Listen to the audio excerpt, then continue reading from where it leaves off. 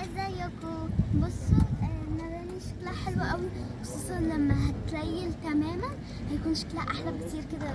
نور الصنوع، ودي هنا وزارة الاسكان، ودي هنا زي فنادق وكده. وده المكان اللي قلت لكم عليه اللي اتعمل في المهرجان مهرجان القاهرة الدرامي السينمائي، اسم طويل. وهنا في ورد كتير، وكمان في إضاءة إضاءة حلوة دي. تعالى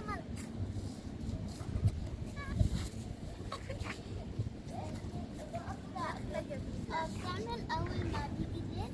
وفي مول كمان هنروح نشوف لكم المول دلوقتي. هو انا لحد دلوقتي مشفتش غير محل ملابس، هو واحد بس اللي هو تشاند لسه هنستكشف وهنفضل لحد بالليل.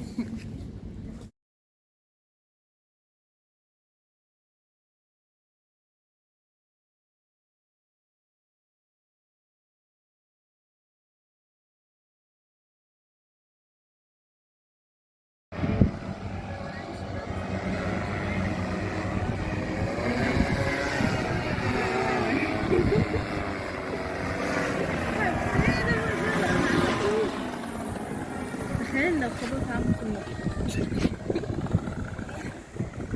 انت رايح فين حبيبي؟ يا بابا يا بابا انت رايح فين؟ بس انا اربط في عمود كده. ممكن عمو ده ينزل كده يقرب من الارض، يشد حد برجليه ويفضل معلقه فيه ويطلع فوق ويطير بيه. تلاقي عباس اللي في النص زعلان دلوقتي بيقول ايه ده، انا كان نفسي اطير زي كده. يلا انزل